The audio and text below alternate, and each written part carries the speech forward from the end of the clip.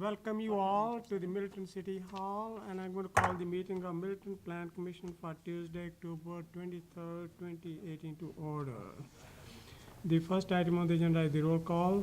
Okay, Commissioner Paulson. Here. And Hubbard. Here. And Farrar. Here. And Murray. Here.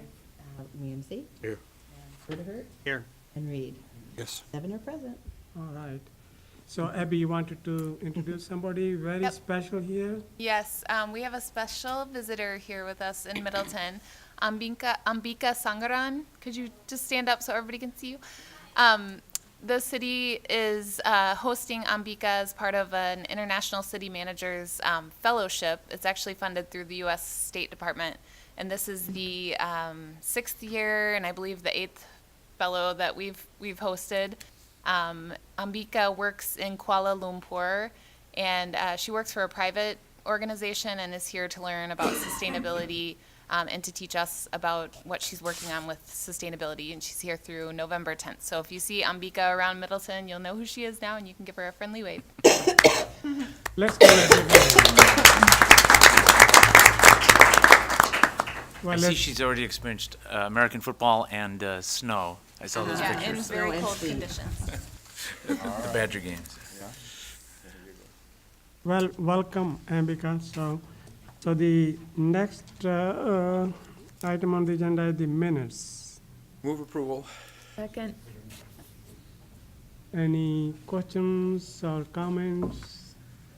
All those in favor of the motion to approve the minutes, say aye. Aye. Anyone opposed? So the motion I passed. abstain, I was not here. So. Oh, okay, all right, so motion passes unanimously with one abstention.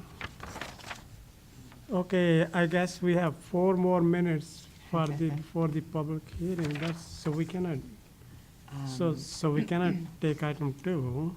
No, not yet. We could, Go to the presentations if you want. presentations? Yeah, the Do we proposals. start with the presentation? But then that could, well, I Or guess. would you rather talk about the vision statement? Want to do the vision statement? Let's go to the vision statement. So I think that will take a couple of minutes, so.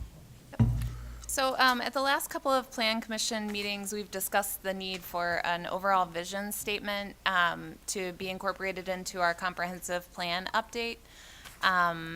We eventually would like to create vision statements for each element of the comp plan, but we wanted to start with the overall vision. The way that we crafted this was from looking at some of the comments that we got in our 8 or 9 public input sessions that we held related to the comp plan, and this is kind of what we came up with. It's a little bit different format. So we wanted to start with just an overall sentence. The city of Middleton is a sustainable community with an exceptional quality of life that is rooted in environmental stewardship and a thriving economy accessible to all. And then we selected 6 other words which we felt described Middleton and also kind of described where we wanted our city to go. So this is just our first draft. We're open to any comments that anyone has. We're also open to creative ideas for how we can, once we have something that we're ready to kind of present to our residents, how we can get the word out about that and get comments on it. Well, we are good neighbors city, Abby, so anything that you want in there? The only reference we included to Good Neighbor was just in the line here, as the Good Neighbor city Middleton embraces, Oh, okay. because okay. we kind of thought that it was all encompassing. So, yeah. I do suggest something, though, that is human related in the vision statement. We have environmental stewardship and thriving economy. I think if we preceded that with something like quality of life that is rooted in care for fellow residents, Oh, something like that reflects the human connection. Great suggestion. I like sure, that. yeah, It's the humans which make all the difference, right? that's good. Yes, David, you have something. I wondered if in the resiliency statement, the word forecasting and withstanding, right, sort of seeing things beforehand that you're going to have to respond to. That's a great idea. That'd be a So worthwhile change. anticipating or forecasting. Anticipating, yes. Yeah, anticipation is a good word. Yes, Kurt. So I like this, but when I first read it, I thought, if you just scrubbed out the word, as the good neighbor stated, Middleton, this could almost be a vision that any city would adopt in its comprehensive plan. So I was trying to think about how it could be much more kind of specific to Middleton. who we are as Middleton, right? But I didn't come up with any good words, but just something to throw out there that it's good, we like it, but it's somewhat generic, so I don't know how to, Yeah. um, Tried to add like vibrant downtown, you know, because not every community has Not that. every- right, and- yeah. But you're right, it could be. but I mean, we're also part of a region, so we're right, part of the Capital Region or the Madison Region or the Mm, Four Lakes Region, whatever we are Right. calling the region this Yep. year. So just something to think about. We can work on that. Yeah, come we up with can some work on other that. ideas. I think that's a good suggestion, yeah, good Uh-huh. idea. It's a I good think that- start, isn't it? So, Well, and something about how this, maybe some paragraph or something about how this is reflected in our comprehensive plan, so. Okay. Right, so that the compact urban form is about quality of life, environmental stewardship, something about how this, yeah, I'm just thinking out loud here, so I don't. well, Right, let's- something about how our energy and the climate referendum we had focuses on sustainability, about housing and equity. So tying those like characteristics where we're describing Middleton, but tying it to specific examples to make it more personal? Is that Well, kinda what or you're to show how the comprehensive plan will advance those goals. Okay. Good idea. So how does the urban design of the downtown and the things like the parks and the signage, how does that connect to a distinct identity? How does affordable housing connect to equity? How does alternative transportation connect to sustainability? How does businesses connect to, I mean, so you can, yeah. but those are the details, right? I mean, Right. but they should be somewhere here, so, on the first page itself. Well, what we could do is we could make the changes that you're all talking about, and we could try to make it more unique so that you look at it and go, yeah, that's definitely Middleton. And then we could also work on the individual sections, you know, chapters, vision statement, and tie it more specifically to That's one way those to do it, things. yeah. Yeah, well, you have to look, what is our strength? You know, that's the Mhm. conservancy, so that adds to the quality of life, so. I'd also- Yes, Wayne, I'd yes. also like to say, I think you have a very strong foundation here. I think you've done a really good job of giving us something to work with. The only other suggestion I had relates to the definite, or the word is, the city of Middleton is a sustainable community. I think in a vision statement, you're stating what you also want to become. And so I was thinking, city of Middleton strives to be and grow as, Mhm. I would agree with it, because Yeah. I was kind of looking at, okay, I see what, a lot of these things we are now. I was looking for, what are we Beyond gonna that. become? yes. Sure, Right. sure. What's that vision now? What are we striving to become? I mean, these are Yes. great things to be and to continue to be and strive to become, or more so, but what is that thing we want to see this community? Yes. We also Future. don't want to pretend that we have already reached. Right, A right. lot of these things don't mean we're there, but Yeah, if you have reached there and aren't going to do anything, you're going to be, you know, what's going to happen, right? And also. Not reach sustainability. Yes, we're working on it. working Right, on it. you're right.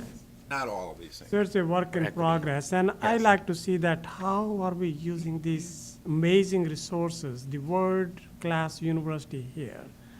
And, you know, I'm for technology, so how are we going to integrate technology to our best advantage? And it's a digital age. Everything is going to be going there. How are we putting that in here? So it's a good thing to, you know, well, but this is again the beginning. But remember that, you know, it's, and we are going to be even and more interconnected. That's not a region, interconnected with the whole planet, so. Yeah, so let's be a little bit more visionary. I think that's probably nothing wrong with that, so. Anything else? Jennifer, My only comment would be adding something about Middleton embraces great places. I think we have some very wonderful things about Middleton and trying to encourage more great places to be, would be a good thing.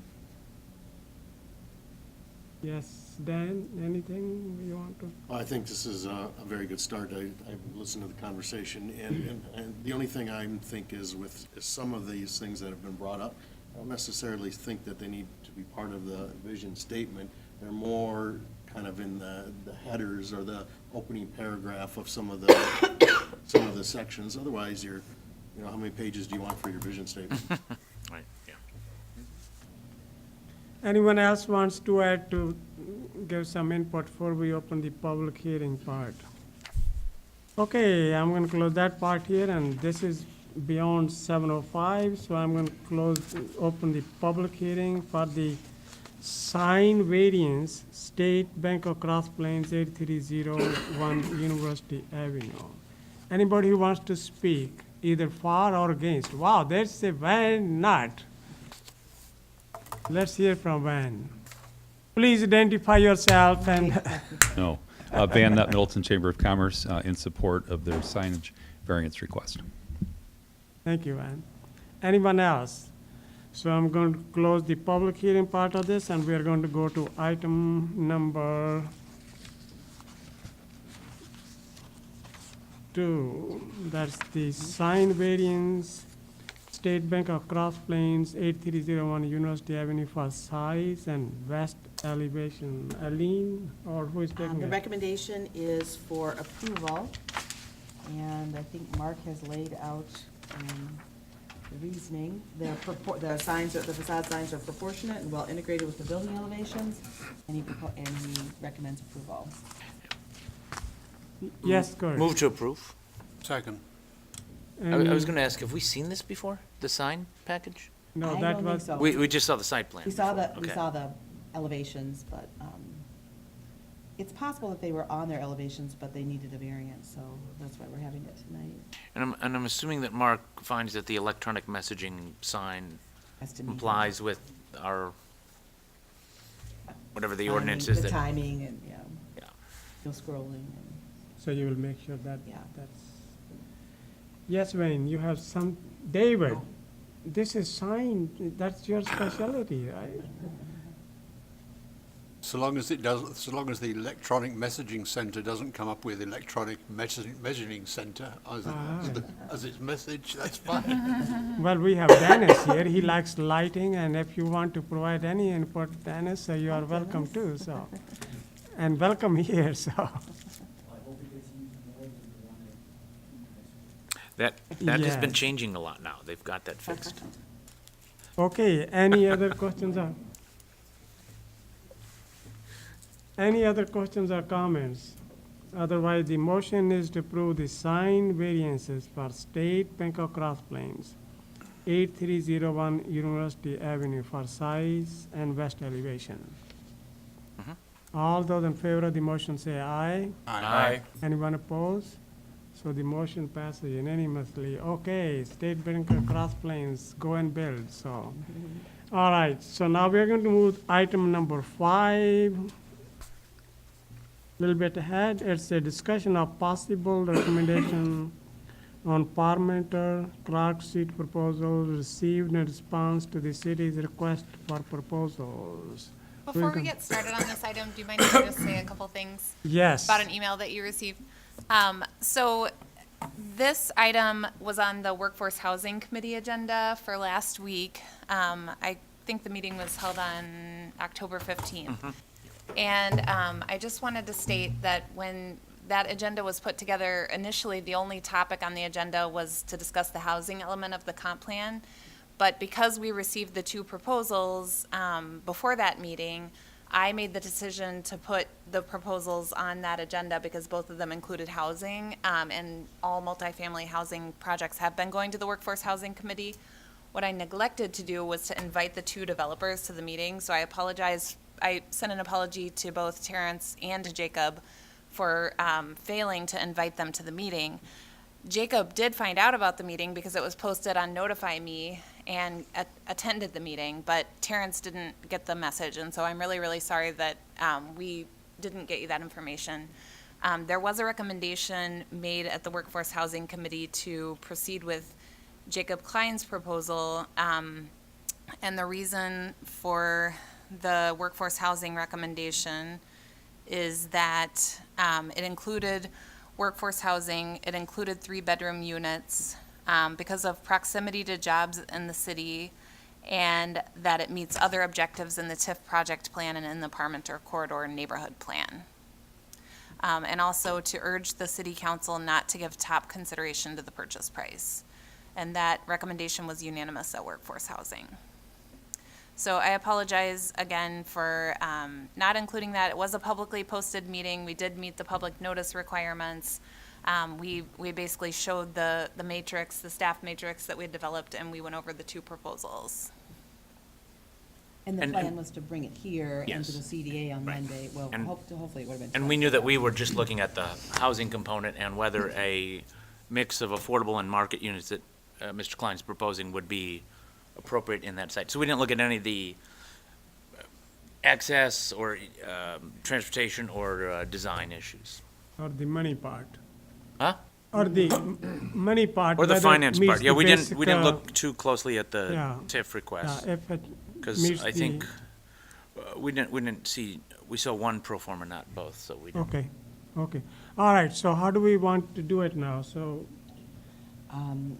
They are both prepared to make, we said approximately 10-minute presentation, and then we would have like 10 minutes for questions after each one.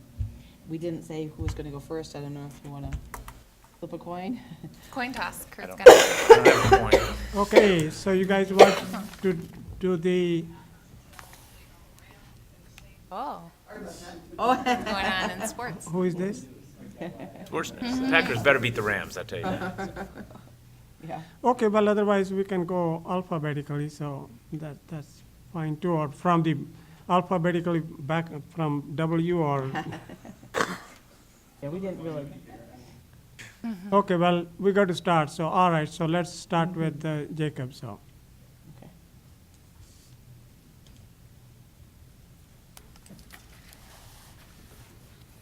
Yep.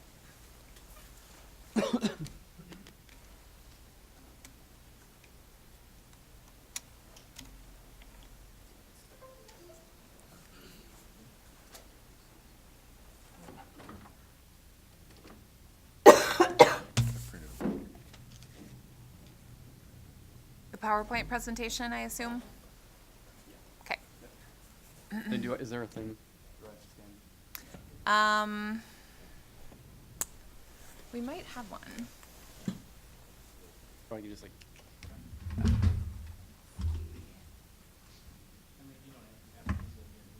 We do. It's, there's Wow, probably one look back at- here. Wonder if this will It's right. I'll go get it. I'll go see if I can. That was easy enough. Oh, look at that. Boy, Oh, Terrence, that's boy. nice of you. Thank Terrence, you. huh? Filling in for Mark, yeah.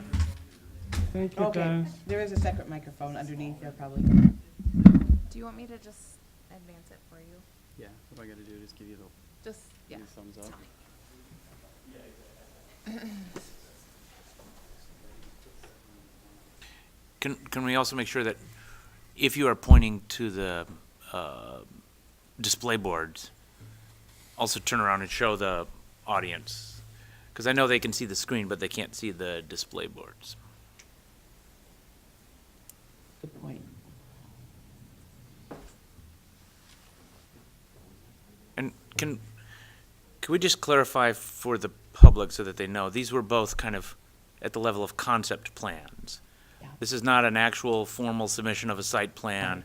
It's kind of the concept of what they can do on the site. So I know there's some concern about, like, Paul's Bar. That was just a concept that could be done. It didn't mean anyone actually had done any talking to, yeah. Yeah, nothing has been worked out, it just, you know, Ideas. Just a Yes. concept level. yes. This concept. Thank you, Kurt, for clarifying that. Ready to go? All right, Let's go. Okay, so my name is Jacob Klein. I'm president of JT Klein Company. We're glad to be here tonight. This would, I believe, if we're able to develop this project, would be our fifth project in the city of Middleton. I see we've got some new plan commission members that I haven't seen here before, but if you're familiar with maybe some of the projects we've done or are working on, we've got Meadow Ridge, which is on Lisa Lane behind Fitzgerald's. That was a 95-unit workforce housing development completed I think April 2017. And then right now we currently have Oak Ridge, Middleton, which is an 83-unit senior affordable project, which is immediately to the west of that. We also have, just starting framing right now, a 46-unit market rate project that is got 10 workforce housing units, and that is immediately across the street from the Stam House. And luckily we survived the flood there, and we're still progressing with that one. So we're here tonight to talk about the Parmenter site that the city's bought. I've got my team here. We've got Randy Bruce from Kenothi Bruce Architects. I've got Joe Porter, who's from Common Ground, the landscape design. We thought that a big part of this, not only to the redevelopment and having kind of a focal property coming into downtown, was also this public area, which I think spent a fair amount of detail working on. As far as this being a concept level, I think that what we've done is taken it a little bit farther than a concept level. We've got pretty detailed elevations, a detailed site plan, detailed financials, all of which we've submitted to the city as part of the RFP process. So if I could get Abby to bump a slide. So this is just roughly my background. I know you guys all have the RFP, and most of you know me from the times I've been up here before. So I just wanted to give you a little background on that. In 2016, my company was actually we were in the top 50 affordable housing developers in the country as far as volume, and so that was kind of one of the accolades that we've had as a company since being formed in 2014. Abby, if I could get you to. Other members of the team that aren't here tonight is Oak Brook Corporation, who is our management agent. I think they roughly manage 7,000 or 8,000 units in Wisconsin and northern Illinois. They manage the other 3 properties that we have here in Middleton, and they have a great track record of managing both Section 42 as well as market rate projects, and have been in business, I think, since '86 or '85 or something like that. Also, we've got SVA as our accounting partner. They do a lot of analysis for us, and they're also a local firm. So we've got pretty local ties here, all being from Madison. And then McGann has done 3 of my last 4 projects, and they'll be the general contractor again for Madison, and experience going back over 30 years working with them. So if Abby, I could get you to bump the next one. We're trying to be close to the 10 minutes, and so I'll let now Joe kind of walk through the site details and the outdoor space. Sure, yeah. Thanks for the opportunity to present tonight. We're really excited about this opportunity, and we think it could be a great project for the city of Middleton. I've been designing or helping design developments like this for the past 15 years, and I can say it's very rare to have the opportunity to integrate public open space into a project as a community-wide amenity. So we're particularly excited about the enlarged right-of-way immediately adjacent to the development, and taking full advantage of that as not only amenity for the development, but for the community at large. And as you can see from the plan, we, as far as the site was concerned, the building, as you'll see, is not only beautiful, but it's oriented in a way that maximizes frontage along Parmenter, while kind of tucking the parking behind, while still allowing great amenity space for residents with great solar exposure there, perched in the nook that you see kind of in the right-hand side. And other than that, from the site standpoint, we're really trying to emphasize neighborhood connectivity. The Pheasant Branch Trail is just north, and maximizing connectivity to that natural amenity, as well as providing a connection along the north side to the youth center, and then ultimately to the high school. We found would be really an important part of this project and help with kind of its overall success. And I think if you could go to the next slide, we can. Are we gonna balance? I think. No, I think it's the next one. Yeah. Okay. One more? One more, please. Yeah. For the enlargement. Yeah. Yeah, we can. There we go. Yeah. So this is just an enlargement of a piece of that enlarged right-of-way, and given the recent flooding and all the damage that has occurred due to the flooding, it's critical that stormwater management strategies are implemented as part of this project. And we feel like not only can we handle stormwater management from the private development side of the project, but also reduce and mitigate damage downstream, if you will, during future heavy rain events. And but we didn't want it to just be a purely functional stormwater management system within that right of way. We thought that a public space deserves to be used by the public. So not only is it a functional stormwater system, but it's an immersive experience for the public to use. There's lots of foot traffic currently around the property, and the space that we're proposing right now allows for people to immerse themselves into that the stormwater feature with a plaza and a focal point sculptural element. And hopefully some interpretive elements that allow people to learn more about the functionality of the stormwater features.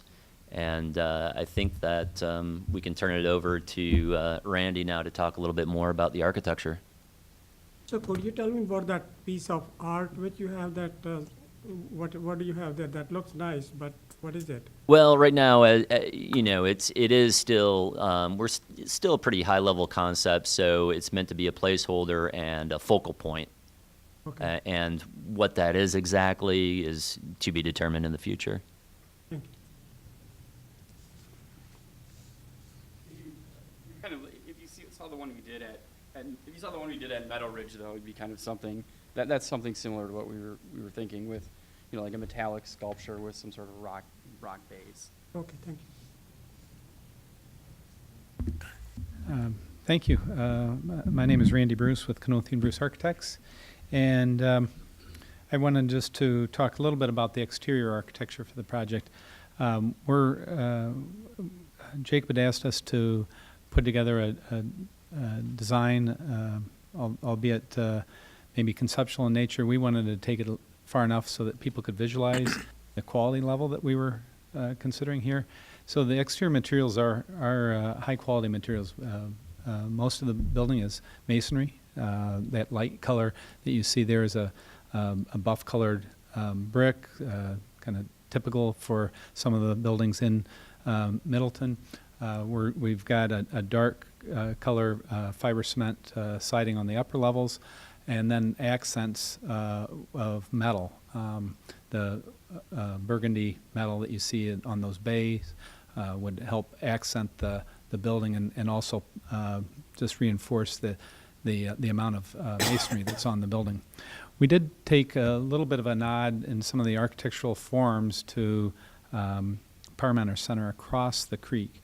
They've got this kind of single-sloped roof. We felt that maybe it would be nice on the other side of the creek to do something that would kind of respond and have a similar vocabulary. So we did choose that. We understand that the project is in its initial forms of design, so we're happy to take input and recommendations from the commission But we do want to express that we want to do a really high-quality job on it. Just one other thing, if we could look at the site plan real quick. Yeah, we're just running out of time right now. Yeah, real quick. Okay. Yeah, I'll finish up. Thank you. So just the building form itself was put together, this broken L-shaped form was chosen to help kind of form that, create that exterior space and really reinforce that public space that we have there. So the focal point of that being the public art feature and the stormwater management area. So that's it. Thank you very much. We have like 10 minutes for questions if you want to do that now. Okay, all right, so we can have 10 minutes for questions now, so I have one for Randy to begin with, so, or maybe Jacob. So you had a different architect for your other three properties, right? No, Randy's doing Oak Ridge in Middleton. We had Oh. But how about the one on the Century? yeah, that's a different architect. JLA. Yep, JLI's doing that one. I think I've done, this will be the third project with Randy, and I've done 2 with JLA, so. Okay, okay. Okay, questions? David, it looks like you're ready. Kurt? Well, So I guess- I can oh, start go off ahead. with Jacob. Okay, Jacob. yes. Jacob, can you remember, cast your mind back to my critique about site plans that you submitted on previous projects? But in his Does have online notes, I submission, he think. does have one that corresponds to your request. Okay, I saw that. okay. I have no idea what we're talking The- about. the- More of the context of the That we have buildings a- all around it is That what we he have a has. site that is The this big? context. The context of the buildings around it, you have that in your online submission. The kind of overall, Okay. I mean, as does, where on this site plan is the Parmenter Center? What happens to the south of this building? There's another building just across the street, I think. You know, for goodness sake, let's see something in context rather than these plans that just sort of ethereally exist in a vacuum. So it's a long-standing critique, and I'll keep saying it, and perhaps somebody along the line will Yeah, it's a part actually of the pick it up. bigger picture, and he likes to see the bigger picture, and I think that's a good point, so. It's a good point. We appreciate the comment. We do have that drawn, but it isn't in the presentation this evening. Anything else, David? Right now? it was in the online packet. Okay. Okay, Kurt, you had something that you were about to say. No, I let David keep working on the, No, you keep going. You go. well, I was gonna ask kind of questions on the site plan, so it's one of these things where I like the edge on Parmenter Street and the way it interfaces with Parmenter Street. And what I'm gonna say is gonna sound crazy, because Clark Street is kind of a ugly, dead street, right? But could we, I don't know, is there a way to do something other than just a parking lot abutting Park Street? Because, I mean, Clark Street. What did I say, Park Street? I think so, but. You have that's another fine. development on Park Street, so. Randy can answer that. I mean, some of the issues are the depth of the site and trying to get, we've got Maybe it a wasn't density on right there. now of 53 units an acre. You know, I think there's, if you look at the parking ratios right now, we're pretty well parked. I think we're 1.45, 1.44 parking stalls per unit. Probably, we might be on the high side. Not on there. I think And- there's a and possibility of maybe creating. There some- you go. Remind me, most of your parking is gonna be, Okay. how many underground stalls again? 100. 99. But I think there's some room perhaps to Hey, create a David. landscape buffer and an edge there along Clark Street that would create Right. a, I mean, I'm not sure, and some of it's outside of your purview, right? Because you're gonna have, Clark Street School is gonna be remodeled for early learning center, right? And they've got the garden to the east, or whatever that thing is. we coach baseball a lot there, so it's mostly weeds right now, but, I mean, and it'd be nice to think about how the cul-de-sac at Clark Street could be redesigned, because it's kind of austere and ugly, and something like parking or access to the trail. So I just want you to think about that, but I don't have a good answer to that, what I would do. But that will be working with the city a little bit later, Public right? Works had anything to, any direction on suggestions there? Not yet. I mean, it's kind of. I don't think there's any plan which I have seen at least. And then the other question is, there's currently a driveway about, I want to say about 15 feet after you start that curve left, going towards the roundabout, which, you know, you saw Yeah. Terrence's plan, that's his main ingress. So you're proposing to vacate that? And No, No vehicular access off of, And everything else is just gonna be a pedestrian, so it'll be single pedestrian all the way from Lee Street up through to the Conservancy. We had an earlier plan that we looked at that did have an access point off of Parmenter there, and we were able to get some more density by doing that. But we didn't ultimately feel that that was appropriate for, given how close that is to the circle. So someone coming from work would probably come on the belt line, get off Parmenter, and then have to go down on, through the roundabout, down south, and then left on Lee and up on Clark. That should be okay, so. As long as there's not anything going on at the high school at the time. Well, that's probably preferred, preferable than to provide, you know, kind of further complicate, Yeah, you know, the any sort of roundabout. in and out adjacent to the roundabout. And as far as, you know, connectivity is concerned and in relationship to Clark, as you can see on this current slide, there is a path on the east side of the cul-de-sac, sorry, not roundabout, cul-de-sac, that we wanted to take advantage of. So you can see that path kind of that we're providing on the west side of the cul-de-sac, and we would love to work with Public Works on, you know, improvements to within the right-of-way. Yeah. We're happy to put in, there was a thing on the matrix or whatever about not putting a sidewalk along Clark Street, and I think that was just an oversight on our part. No problem putting a sidewalk in there in the right of way. That was going to be my next question. What was the discussion about sidewalk along Clark Street? There was no discussion, just Okay. I missed.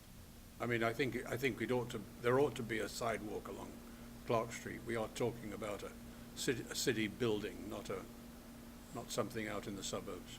No, I totally get it. And it connect to the trail, Right, so that someone doesn't have to go around onto Parmenter Street, right. Most of the people now just walk through that grass. or walk through Clark Street. They come in, actually, a lot of the students come that way and then over, but. Yeah, I like your design and landscape on the Parmenter, that looks very nice.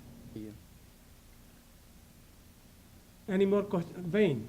So, first of all, I want to say, I like what you've done in terms of the use of the public space along Parmenter. I think that's well done. The pond there, you're talking about that handling stormwater detention from this development plus some additional capacity, is that correct? We believe that because of the size, that it could handle a little bit more capacity than what would be required for the development. But we have not made the calculations yet, but that's, yeah, it's considerable size. And But are the- improvements to that part of the site included with your costs? Okay. And could you speak to the finances, especially the deviation on the purchase price and its impact on the finances? Yeah, I mean, I think that's a good point. You know, like I said, we've done several other projects in Middleton. 3 of them are within walking distance of the site, within a mile. And, you know, the city paid $2.6 million for properties that in the past year I paid less than $1 million for. And so, you know, when you start looking at the economics of what we need for feasibility, you know, we already have a gap that requires a TIF, a TIF loan in the amount of 2.8 million bucks. And that's with the land based at 800,000 or in change, basically $11,450 a unit, which is what we've been paying.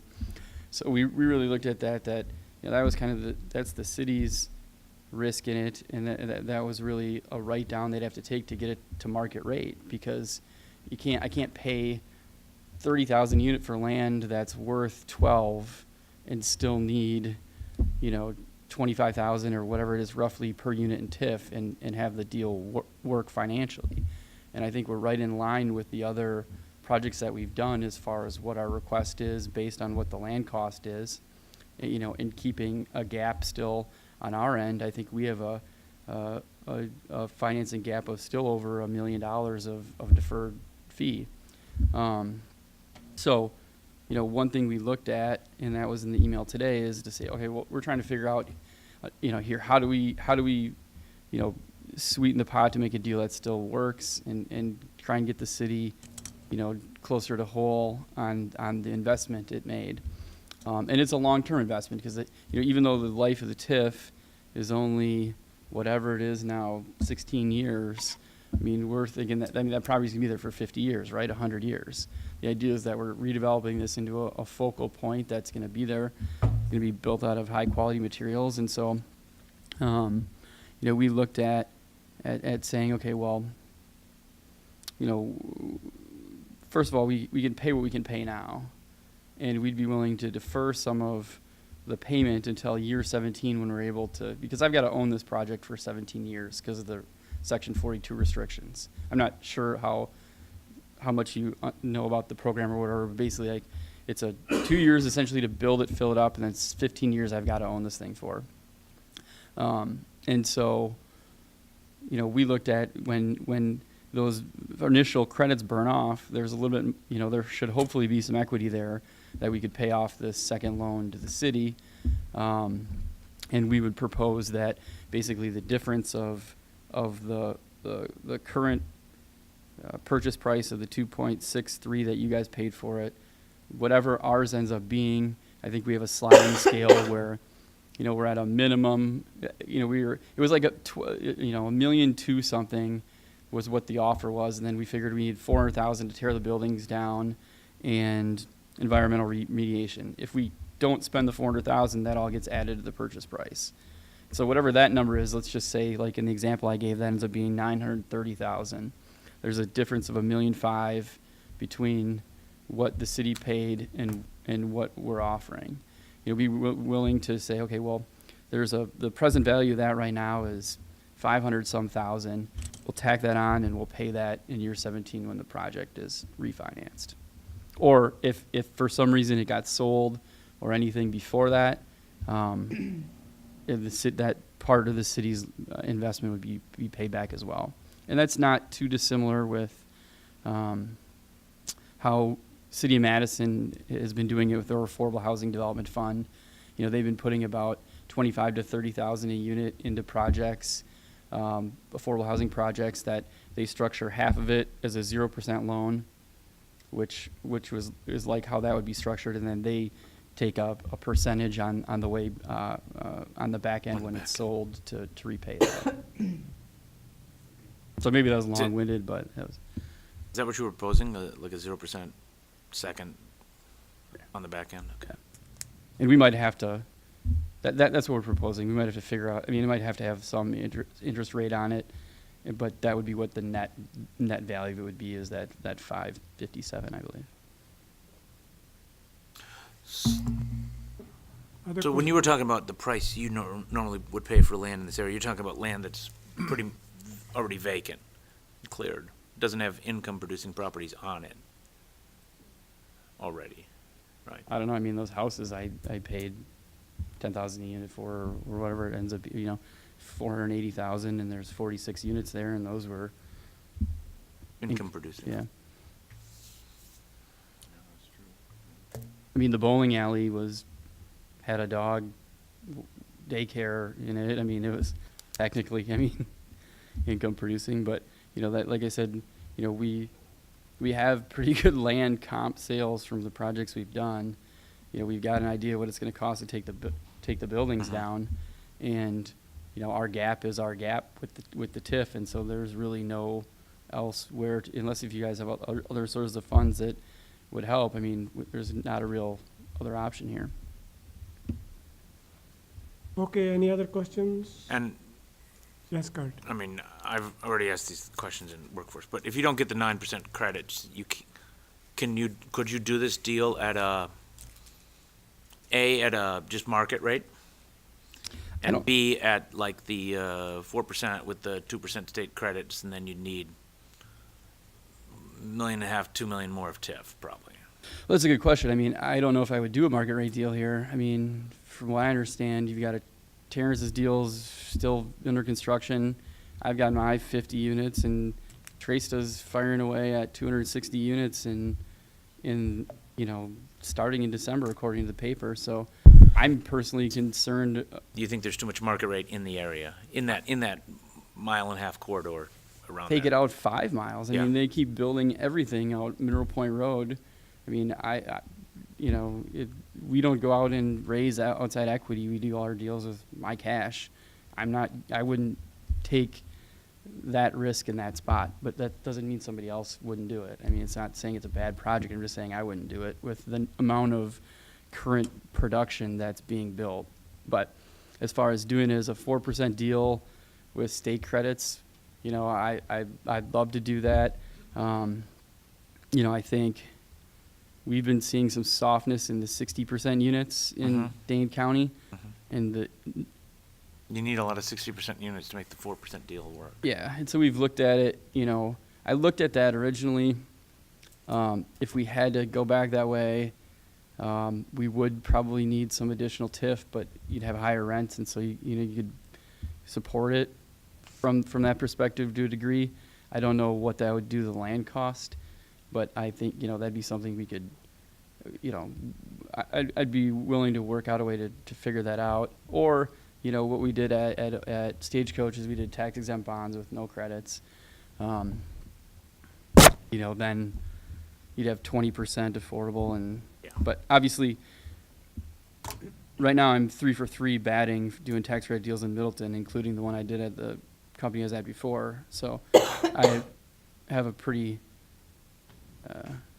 I'm pretty confident that we'd be extremely competitive, and I would be surprised if in that location we weren't successful again.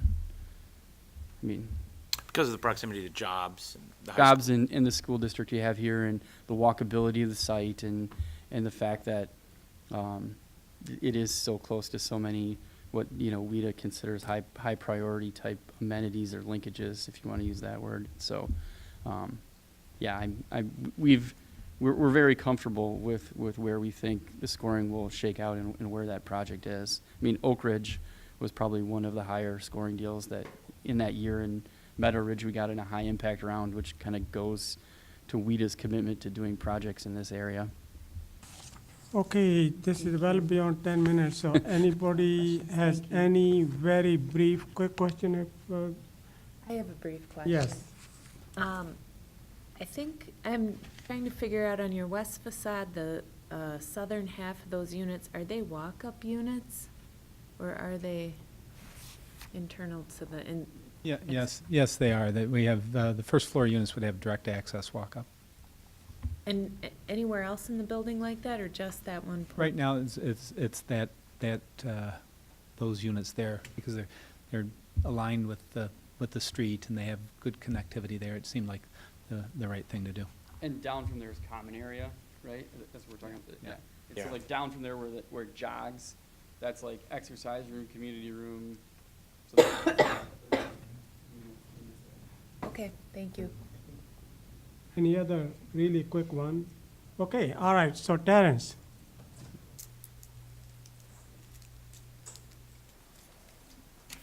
Well, I do have a question for JT.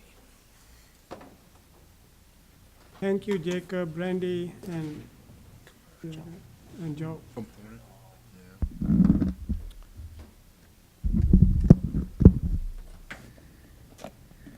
So we just jump right in? Absolutely. Thank you. Okay. So first, just compliment staff. I think you did a good job of getting a number of very different proposals. These are very different proposals. So it gives you some great options to consider as a city. First of all, we proposed 2 different plans for you to consider. In terms of our background, real quick, before we get into those plans. Can you pull them up on the, Oh, yes, they can. sorry. Oh, yeah, you don't have them up there. We're a leader in sustainable development in Dane County, pioneer in green development. We're the only developer to receive the Governor Doyle's Award for energy efficiency. The only one to actually teach Focus on Energy. We partner with Focus on Energy. So while they teach everyone else how to do green development, we teach Focus on Energy. We've been doing that for 15 years, how to do green development.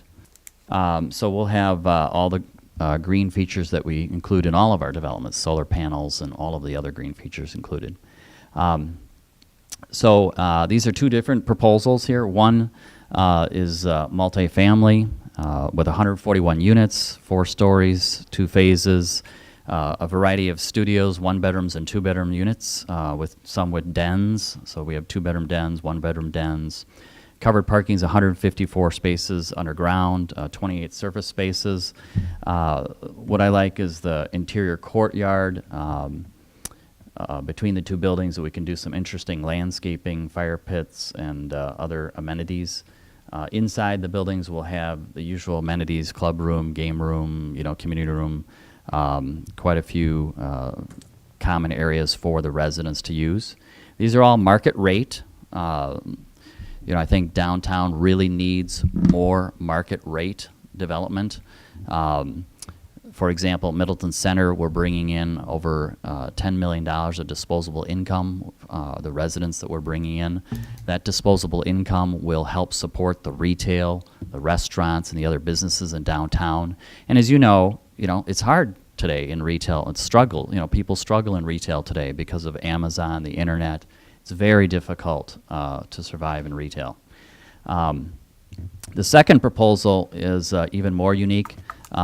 We have a multifamily building, but we also have, I hate to use the word condominiums, because what we've done is we've figured out a way to basically deliver owner-occupied townhomes here without calling them condominiums. And that's very important to understand, because as soon as we call them condominiums, then you get all the Fannie Mae, Freddie Mac rules that kick in, and it makes it impossible to actually develop condominiums. So we found a way to do it through a 0 lot line legal ownership, small lots that are 0 lot line. The units are, of course, attached, but they're individual lots that they sit on. So there would be owner-occupied. I think that's another very important feature to bring owner-occupied units to downtown. And to continue building on that, because we are getting a lot of multifamily downtown, right? And we need a little balance of bringing some owner-occupied units. These would be townhomes, which means they're multi-level. So the first floor is a garage with a mudroom, et cetera. The second floor is your kitchen, dining, living room. Third floor would have your bedrooms in it. So they're three-story units. We broke that into 3 small buildings. We did that deliberately because that's for financing reasons. We could start with one of the 4-unit buildings and finish out one of the units as a model, and build the shell of the other units, and then finish the shell once the buyers decide, sign a contract, and they decide what they want in terms of picking some from, say, maybe 2 or 3 choices of interior finishes. And then we just build each building as the units are pre-sold. Turned 17 townhouses. Yes, 17. Yes, 17. And there's a really, if you look at this board down here, really nice, very exciting common area space with a nice lounging swim pool, fire pit with a trellis. Very nice. It'll look terrific from the public's view. When they look into this site, they'll see those very nice amenities on the board on the floor there. Wait, is that only for option A or option B? That's for the option over there. We have something similar, just less of it, not quite as much in here. We don't have the swimming pool in this option A. Option B is the larger, because we have more land area. Now, option B, we have proposed to go and approach the other two adjacent property owners, which we have not done yet, and see if they'd be interested in selling. If that's not possible, we can shrink that building and exclude those properties. But, you know, looking from the city's perspective, if I'm in your shoes, I just think that, you know, if you're going to do this development, you should really consider including the properties on Clark Street. It's a one-shot deal, right? I mean, if you do the development, you don't include them, you can't go back and do it again. And it limits what can be done on those properties in the future. They're very small. So once they're excluded, you know, what would come in the future there, you know, would be very small type of development. I don't know if it even support the land acquisition. We proposed a large stormwater, fairly good-sized stormwater pond that would have a fountain in it, so it'd be an active fountain with water shooting up. You can choose from like 25 different fountain designs that'll give you different shapes of water spouts, and you can use colored lighting if you want. So that's kind of the sculpture, but it's an active fountain. It's moving, you know. That could even be frozen in the wintertime for residents to use for ice skating, you know, which would be kind of neat. We can open up to the public and the kids and families in the winter. I like B also from the standpoint of the townhomes. They're not quite as tall. They're a little bit more pedestrian level, scaled down, and that's right up against the Conservancy, the park. I think that's important. In terms of our value, you know, we'll be around $21 million is what we estimate. The value. When the TIF is closed, that could easily get to $28 to $30 million of value. The increment would be about in excess of maybe $472,000, depending on which option, you know. We're able to pay for the land cost and pay that all in full at closing with the city. And one reason is because, you know, we have more units, but also because we're market rate, and also because the townhomes, you know, when you have an owner-occupied unit, they can carry a higher land cost per unit than a multifamily rental unit can. So it gives us a little more capability to do that, you know. So I think that's an advantage to the city. We would start, you know, construction, our ideal time would, you know, we'd start in April if we can have the approvals. You know, it's really up to the city. It would take about 11 months to 12 months to build the first phase. We'd love to start in April and finish in April. That's an ideal time, is to finish in the spring, open in the spring. The leasing season starts in about February, really ramps up in May, June, July, August, and then it drops to almost zero on September 1st. So it's important to have, you know, it open in the spring. So if you can get us approved right through the city by April, we'll do that. If not, then our backup plan would be to start in like October and finish in February of 2021. So we just stretch out the construction a little, so we're finishing in February, again, the start of the leasing season, but we'd love to have it start in April. Architecture, we deliberately, it's a conceptual concept that we're giving you. We're deliberately did not try to provide you with a preset architectural plan. We'd like to work with the city to come up with what that would be. We can provide 2 or 3 possible alternatives and have discussions over those, and then narrow that down to what should the architecture be. Should it be modern? Should it be traditional? You know, what can it be? Of course, all the materials will be very highest quality materials, just like we always use: stone, brick, hardy plank. You know, top quality materials, top quality construction. Encore Construction would be our contractor. JLA Architects is the designer, the architect. We also, you know, I mentioned the number of parking spaces, but I didn't mention that we do meet the parking, you know, requirements. It would be built in 2 phases, 1 phase each year, so over a couple of years. I think that's important. You don't want to deliver too many units to the market at once. You know, otherwise you're going to have trouble with lease up and absorption. You'll have to start discounting. That's not good for the market. That's not good for tax base. It's not good for the assessments of properties in the TID. So it's important that we limit the number of units to about 75 or so per year. You know, sometimes you can go down to 55 or up to, you know, 85 or 90 per year. But in that range would be each phase. We don't want to bring, you know, all on at once. That wouldn't be good for the city or the market.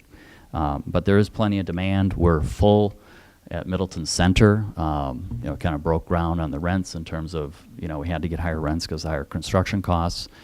Construction costs are skyrocketing. You know, our building that we built 2 years ago, or a year and a half ago, Today, we just repriced that so we can start construction in about a week. 28% higher cost. I mean, it's just stunning, you know, with the costs going up. But with the market rate, we can support that here. And again, I think it's important to have market rate for downtown to support all of that's going on, especially Parmenter. If you've driven up and down Parmenter, there's a lot of vacancies, you know, right? There's a lot of empty land. You know, Fitzgerald's empty. You know, you got, you know, some retail space empty. I think it's really important to try to fill that up, and it's going to take people heads in beds, as we say, you know, with disposable income to really generate demand for the retail along Parmenter and help Parmenter recover from when it was turned into, you know, a local street from being a state highway. So I'll stop there and answer any questions that you have. Okay, thank you, Terrence, and let's start with questions. Who is going to start? Maybe I'll ask, Terrence, sounds like your read on the market is a bit different than what we heard from Klein in terms of being able to support market rate, additional market rate apartments. Is that right? Yes.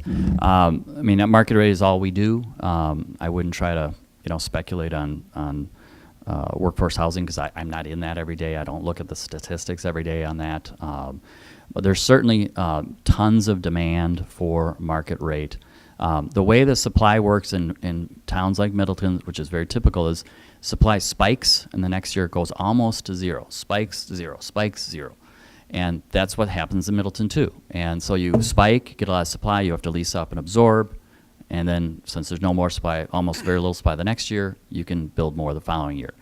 Now, what's happening in the marketplace is we just have a really unusual situation. We have this huge demographic, the millennials. It's massive, and they need housing units, both owner-occupied and rental. Right now, they can really only get to rental housing, one, because they're younger, right? They don't have the deposit yet. They have a lot of student debt, et cetera. And what's happening is with rising interest rates now, you know, it's making it even harder. A house that, you know, could have cost $400,000 now running $450,000, $500,000. You know, it's 30%, 25% more. So it's the affordability of single-family housing is getting out of reach for the younger generation because interest rates are going up, construction costs are going up, you know, et cetera. That means they're occupying the chairs, you know, it's musical chairs, and they're stuck occupying the chairs when the music stops. That in the rental housing, they aren't moving out of there to go into owner-occupied housing. That keeps those units or those chairs full, so when more young people graduate from college or whatever and go into that rental market again, those chairs are already full. So there's lots of demand for multifamily. We've seen the number of multifamily units in the market rate in Middleton, you know, the new supply, again, it dropped off this year. In downtown Madison, just to give you an example, it was $274 million last year. To date, $74 million. So a huge drop-off in new construction downtown Madison. So there's plenty of demand for the apartments. It'll continue, I expect, for at least another 15 or 20 years until those millennials can start moving into the single-family market. And we need, you know, some more affordability in the single-family market. Now, that's why I think the townhomes would be hugely popular because they'll cost less than a single-family home. They'll be more affordable, but they'll also be owner-occupied. So I think they would be incredibly, in very large demand to do that. Now, we're delivering fewer units overall on that plan, right? Because they're going to be owner-occupied. We're doing 17. If we put a multifamily building there, we could, you know, put another 60 or 70 units. But it's a trade-off. You know, what do you want as a goal for the city? It's up to you. Okay, David, you have something? Not at the moment. Kurt? Well, yes, I do. Oh, all right, David, yes. What about the taking over the two properties? I agree with you on the desirability to do it. Do you have any sense that that is a possibility? I have not talked. Paul, he's going to sell. Paul's selling. I have not talked. I was going to say I have not talked to either property owner. I don't think that would be appropriate until you give me direction on, you know, A, are we going to be selected, and B, which plan would you want? As I said, we can scale down the multifamily building if we don't acquire the other two properties. The attorney for one of those property owners has called me to set up a meeting to talk about the possibility of, you know, what's possible, what's going on. Don't conclude anything out of that. Just, you know. And the splitting of that building into two phases, that's what B1 and A1 is, right? Yes, exactly. Okay. Mhm. So I also agree about, I mean, if you're just looking at the aerial, the concept, to control the whole block is always better. In the same way that when we looked at Traced, it would have been really good to get that kind of, the corner lot that had all the cars parked on it that doesn't seem to generate a lot of, but, you know, a developer only has site control over limited Right. parcels. We're willing to try. These townhouses, did you get an early estimate of what the price range you're looking at and how big? Probably like 1,600, 1,800 square feet? Yes, right. We want to kind of be in the range of 1,800 to 2,200 square feet for reasons of getting in the right price range. It'd be nice to be in the, you know, 350, I was going to say, to 350. 400 if we can, you know. If we sell them ourselves, that'll help keep the cost down. Right. I mean, we're not talking about affordable ownership. At But it's more 350. affordable than More affordable than some of these single-family homes now. You know, Right. they're running 450 or More affordable than 500. Bishop's Bay, right? Right. I mean, it'd be affordable for some empty nesters who want to maybe sell their house in Middleton, but stay in Middleton and stay in downtown, right? And that opens up then a house for a younger family to move into. So that's a good thing. There's a cycling of the housing when that happens. And the 3 buildings is really so that you can do a phased selling. Yes, If you exactly. filled in those, you really couldn't. Also because it gives us more corner units in higher demand. Yeah. You can sell for a little bit more. And you're in both proposals, you're going to maintain the driveway that's currently there right off of the curve on the roundabout. Yes, it's a right in, right out. You know, if that's something you don't want us to have, that's not critical. But so if someone's coming We have south access. and they go around the roundabout, they go down on Parmenter, They go down to Lee Street, right? they go down to Lee Street, And and Clark then Street. but they can't get through. They can only go underneath. That's the circulation doesn't make sense to me. Well, they'd go to Lee and then Clark and then come in the backside, you know. Oh, they can come in the backside and drive through the townhouse parking lot. Okay, And I do like what you were saying about, that's what got me the idea when looking at, can we do something with that roundabout, not the roundabout, I'm sorry, the cul-de-sac and kind of make it a better access or even. Yes. So we actually said that Maybe in not our- parking, but something back there so that people can access. Right. And we said in our proposal, we think we should think about as a city, right, how we make that a nice pedestrian and bicycle access, right, to, I mean, bikes aren't going to, some bikes do. I will take my bike there and then walk it down. The other thing I want to say is I really like the idea of being creative with kind of zero lot line townhouse with shared easements. I wish we could do a lot more where we, you know, to fit more units into a land, not everyone has to have frontage, do a zero lot line shared, but you're absolutely right about the condo market. That's a shame, because people, I think there's a demand for Oh, yeah. new kind of multifamily condos in the whole Madison metro, and Right. nobody's building them because nobody's financing them. Right, right. And you know, instead of a condo association, what we would have is an easement for shared maintenance and everything. We have a management company, so we can avoid that issue with the Fannie Mae. Is there any way you'd consider for your Plan A, the Mhm. multifamily, building them to condo standards, right, with the higher insulation, that you could convert to condos at some point in time? So we do already. So for example, we have in-unit laundry. We have the 1 foot taller ceilings. We have the wider hallways. We have the insulation in the walls They're already built inside to the unit. condo standards. They're built to condo standards to start. However, I'll forewarn you right now, the rules are such that if you rent that condo unit before you sell it, there's more regulations, more requirements, which make it Oh, I know. impossible to get the financing. So for the buyers to get financing, because that's the type of thing that Fannie and Freddie got in trouble with, you know, when they got a lot of loans that, you know, were conversions, they called them, right? They were rental apartment conversions to condos. So they're kind of skittish on that. But yes, you could do it. Physically, it will be designed for that purpose. And sorry, just one more question. Mhm, yeah. When the Plan B with the 17 townhouses, how many multifamily units? 118, if I remember. It's on 118, okay. Yeah, 108, no, excuse me, 113. 113. Yeah. And about what rent in Plan A? Did you kind of run those At numbers? Middleton Center, you know, it ranges, you know, from like a studio might be $850 to $1,150, a one-bedroom be, you know, $1,050 to $1,550, two-bedroom, you know, $1,500 to $2,000, with a two-bedroom den, you know, you might be in that $2,200, you know, but again, that's because That's you're. more than my mortgage. That's I know, it's insanity. It's amazing. I know. It's insanity, but, you know, because of the construction costs, interest rates have gone up by over 100 basis points in the last year alone, which adds more than the construction costs, right? Yeah, it's crazy. But, you know, there are two income couples out there that can do this, or retirees, or empty nesters, or young people, say, for example, work at Epic, right? A person who works at Epic and earns the income there can certainly afford the rent by themselves for a one-bedroom, right? But yes, it's getting to be difficult to make the projects feasible, you know? Other Both for questions? market rate and for affordable. Right. Right, when Yes, Ray. your costs go up. Right. Terrence, just to clarify, the cost of developing the detention pond is not included in your proposal, is that correct?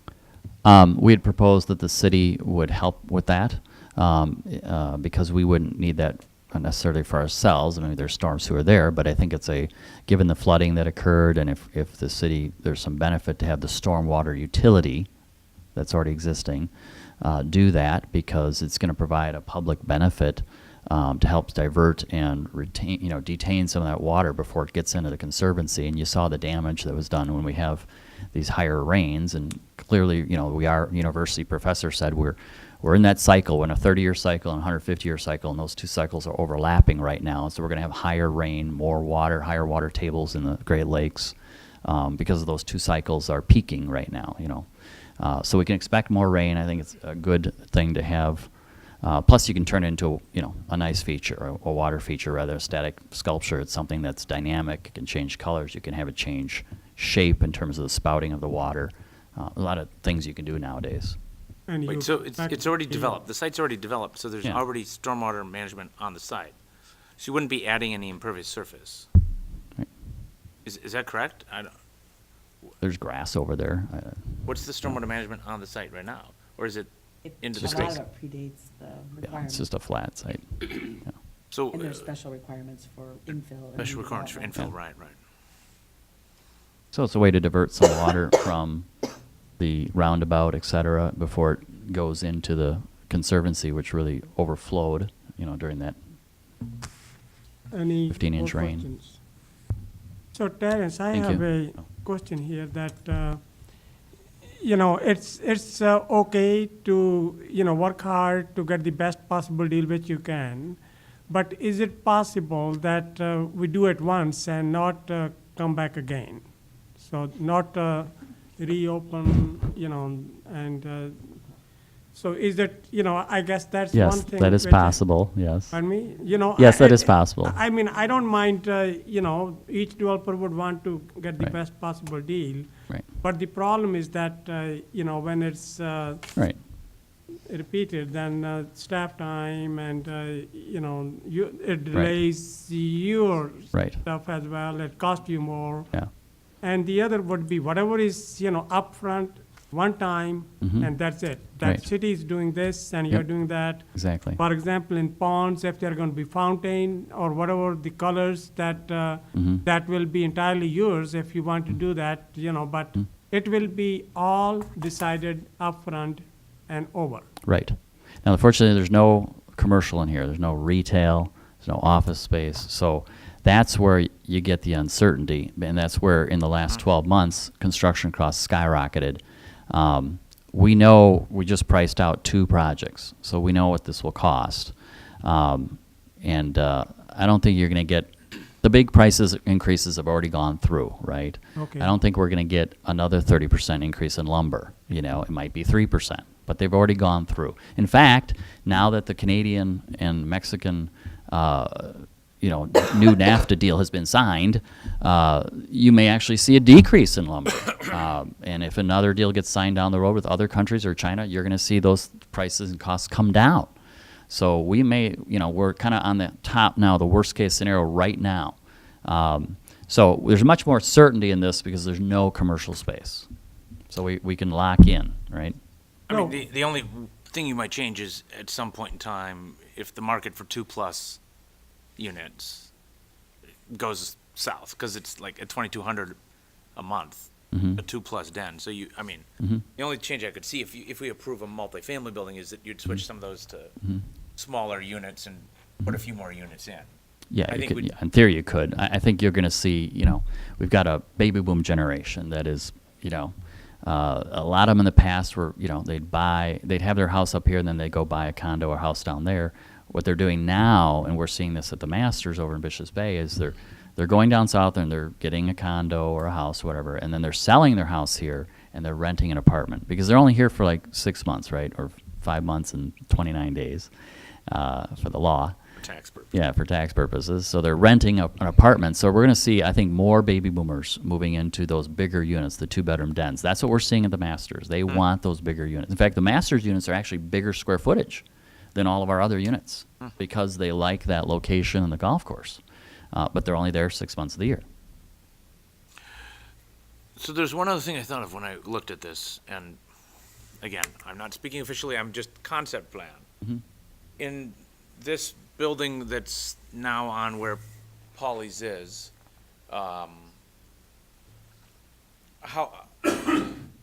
what about commercial on the first floor? Particularly a restaurant Where's and the a door? bar Where's the door? named Paul's. I mean, I was surprised actually that both development concepts didn't have any commercial. I understand that commercial is not doing as well, but even small scale like restaurant. Well, and the reason is we wouldn't have enough parking, right? That's the killer. In fact, that's the killer at Milton Center, is the Right. parking need for a restaurant might be a ratio of 10 spaces versus a typical of 3 or Which is- something, but, Paul's meet our It's parking huge. code right now, because well, they have a big surface lot, I know there's a big surface Yeah. lot, and so. not that I've ever Yeah. been there, but I mean, Yeah. there's I mean, I think, there's plenty of parking around. But as a planner, tell me if you disagree, but as a planner, I don't think this is an ideal location for something like that. I think it should be either downtown, a little closer to downtown, this core downtown, or on Parmenter Street itself, right, between the roundabout and Century. Because there's that whole corridor that's more appropriate for that type of use. I know, I would love to plenty put of a space sandwich there. shop in A1 Oh. and But I don't For know. the high school, you know. I mean- Yeah, for the high school kids. You might see a Subway or something, you know. I don't. This Culver's is too far to walk. Too far. I think it's a For you. skateboard over there. These are high school kids. So, but you're not, I would not, because of what, the mayor said, you'd want to make sure you get, once the deal and done, you don't want any surprises. Let's create certainty instead of creating more risk, Yeah, well, if you wanted, it should be upfront decided because it just, I think in that way, it's good for you, it's good for the city, and the development moves forward. And you both are asking 100% of the TIF, and but that's all city can give in any case. So then later on, the property may appreciate, but it's going to stay what it is, not going to be changing after that. So that is, yeah. Any more questions? I have a question for Yes, Eileen, Jennifer. or maybe Abby. Who owns the parking lot to the east? school district. Oh, School yeah. district? Well, Actually, it's the city. that it's part of our lease with them. We have a master lease. So school district uses it in a lease with us, right? Let's redevelop that. I'm Eventually. sort of joking, but like, we have all these surface lots that are high-value real estate areas. Sure. You can put something much more high value than a surface parking lot. If nothing else, if I recall going by there on my bike, there's like no parking signs. It'd be nice to be able to park there for the public to go into the park, into the conservancy. The no parking except by permit is because otherwise you get high school kids parking there. Right. No, I like, I have heard a lot of good comments about your phase one, so, it is a quality construction, so, that is a good part, but, and I already said my piece, and that is what we're going to stick with, just, we don't know yet, but it's, whatever it is that, Could be a do it once and move on, so. More questions? You have any questions? or either of you? Okay. All right, so where do we go now? So, Well, we have the matrix that were prepared, the developer response summary and comparison. If you wanted to look at that and walk through it, it's up to you all. I just want to ask a timeline, working back from when the RFP said city will decide within 60 days of submission, or will try to. The exact language, let's look at that. Language in the, Because, I mean, ultimately, the decision is council's. yes, absolutely. And they can, they really can only choose to accept one or the other, or neither. They can't, yeah. Because there's, I think most of us are seeing things we like Sure. in both, and, but that's not our choice. We said the city intends to select a developer 60 within working 60 days. Working days, so- working days. So. that's- wow, Kurt, so you read your 3 material. months. So I was looking I at reread the RFP, yeah. well, I was reading the dollars, you know, the money part, so, well, I did go through it also, so. Yes. And of course, the CDA, we had hoped to have them meet tonight jointly with the Plan Commission to hear the proposals. Both developers are available, again, on Monday at 5 when we can schedule the CDA meeting. Our backup, if they couldn't be available at 5, was we were gonna show the YouTube video of the two proposals. Well, Cory's here right now, so. Yeah, that's right. But we couldn't get a quorum tonight. And Kathy. So, oh, yeah. And Kathy. 5 yes. o'clock, Monday, here in this room. So that's the other thing. And then the council does meet on November 6th, but whether or not there's a recommendation from both the Plan Commission or CDA, I don't know, it's up to you all. And the CDA, if you feel comfortable, if you want to direct staff to find out more information or Well, about we, either one, or we certainly would like more information, whatever you could get, so. maybe we How could far talk through along what are you we want. in our 60 Pardon? days? How far are we? Well, they were due, we got one about 2 weeks ago. We got one on Thursday, October 5th, and one on Friday, September 28th. So we have through the end of the year, probably the 60 working days, right? Three months? 60 So what does that working get days. us to? Gets us to the end Yeah, of well, the if year. we said something, we should stick to it, so. Well, Right, the well, first and one- what additional information would we be looking for And that I'm not sure. that we don't already have if in you the right. proposal? If you have anything, you know, regarding TIF payback or anything, I mean, I don't know, I just offer that if there's questions that you feel you need the answers to. Well, I I mean, have, and I think what Terrence said is similar to, Jacob put in his proposal that he needs to get the WIDA tax credits applied for, Mhm. which he's not gonna apply for if he doesn't have site control. And, you know, Terrence would wanna start construction in April for lease up, and I'm fully cognizant of that, so it really should be decided in early December, late November. December Then you're- 7th would be the deadline, 50 working days from the first submittal we received.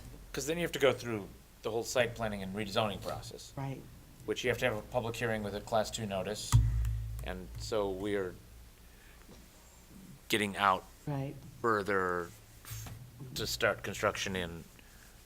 Jacob, when's the WIDA tax credit deadline? December, right? Okay.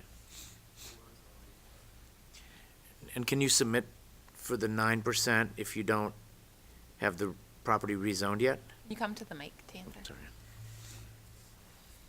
We could, yeah, we just have to see what the score would be. I mean, it's about a 12-point difference, so. And to have a hearing so that there'd be action by both the council, or the Plan Commission, and then recommendation to the council and the council action, the city would have to decide probably by the second week of November to get it in the paper, to have a hearing on December 11th. Need a Class 2 notice for Yeah, rezoning. Class 2 notice, a week apart. The way our paper publishes, the last notice has to be 12 days in advance, so the last notice would be on November 29th for December 11th hearing. That doesn't get the council action in time for December 14th, if that's a deadline, but